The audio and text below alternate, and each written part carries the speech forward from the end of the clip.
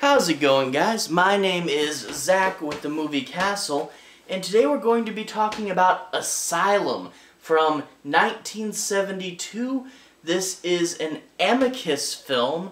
Amicus, a famous British production house that did primarily horror.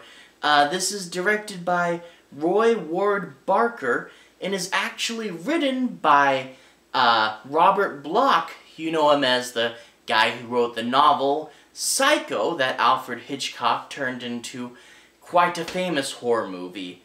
Anyway, this movie is about a doctor who is looking to get a job at this asylum. He goes in to meet a Dr. B. Star. However, when he goes in, he is met with the doctor's associate, not the doctor, him or herself. He only has initially doesn't know the gender of the doctor even. And the associate explains he's in a wheelchair, and he says he's in the wheelchair because the doctor, just like the patients, went insane and attacked him. So the former head of this asylum is locked up with the patients, and he tells the new guy that he can have the job he's looking for if he can go up, listen to all these patients' stories, and figure out which one's story isn't real and is just kind of like a split personality of the doctor. If he can find the doctor amongst these patients, he gets the job. So he goes up and listens to each one of their stories, trying to figure out whose story isn't the truth, or at least as they see it. The first story, Frozen Fear, it's about this lady who is having an affair with this guy, and the guy's wife won't let him get a divorce, so they plan to murder her. He does. He cuts the pieces up, wraps them in butcher paper, and piles them neatly in a brand new freezer.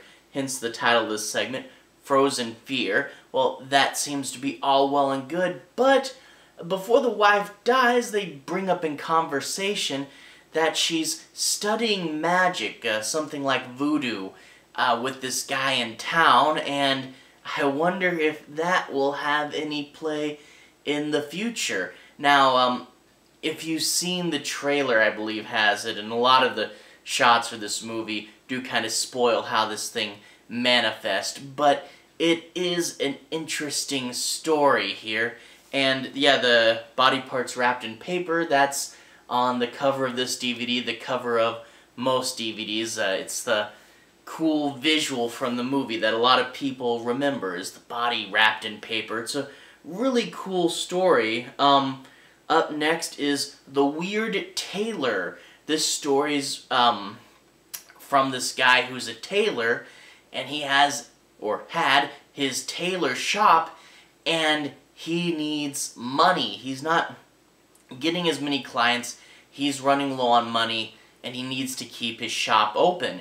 Well, Peter Cushing comes in and has a special piece.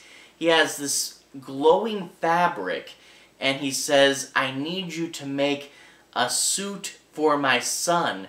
And he has all these measurements and very specific, detailed instructions. Among the weirder of the instructions are that he can only work on the suit at certain hours, and all the hours are after midnight.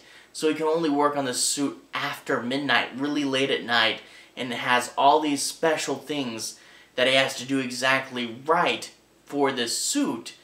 And he begins to wonder, what's the point of this suit? And after he finishes it, he might figure that out.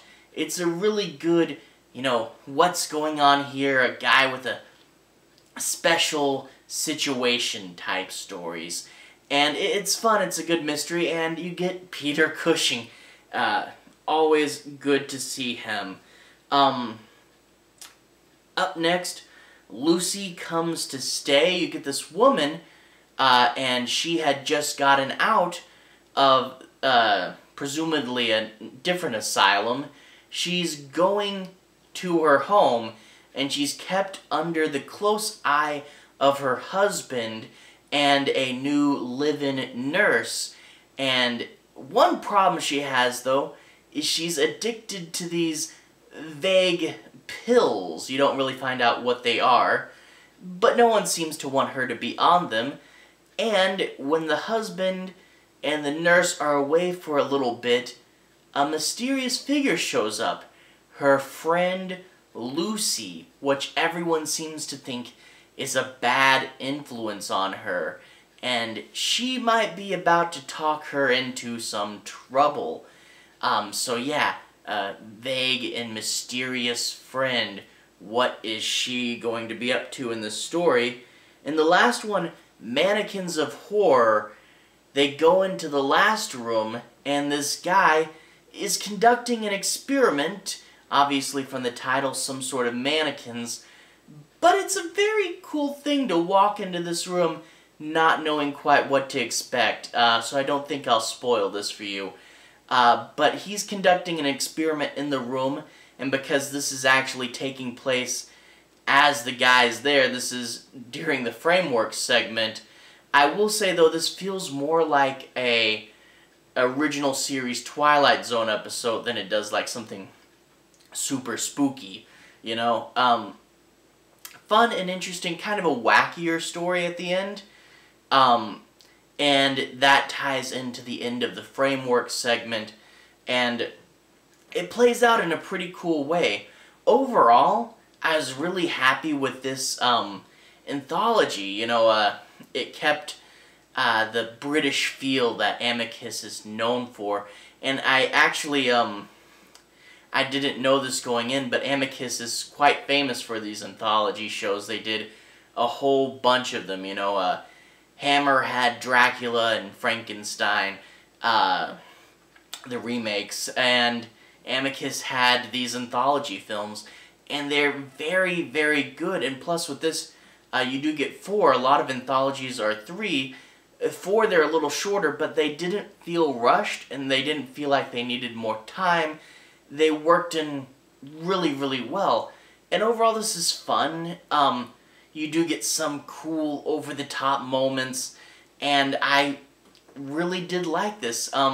If you're a fan of anthology horror or British horror, definitely check this out. There are a few moments that some people might say are a little cheesy, but I think they're really, really fun. And overall, I was really glad when I found this. I was able to pick it up and just dig into it.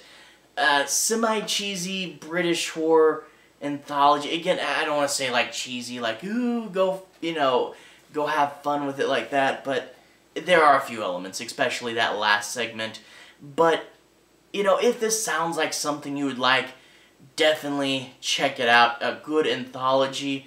And Robert Bloch, the guy who did Psycho, that's always fun. Peter Cushing. This is a fun movie. I really did like it. Now, I watched this, and then pretty much right after, I watched another Amicus anthology written by Bloch, The House That Dripped Blood. So I'll have a review for that one coming up very soon. Another really good one. Yeah, so look forward to that in the future. And thank you for watching. For everyone who's watched this far, thank you. I do about 95% horror on this channel, and I'll be back again with more videos really, really soon. I'll put a playlist over there. If I put that there, if it's what I think it should be, this should be the anthology movies playlist. Anyway, I do about 95% horror on this channel. I'll be back again with more. To everyone who's liked and subscribed, thank you. You really are helping out the channel. And I'll see you guys again very, very soon. Have a good day.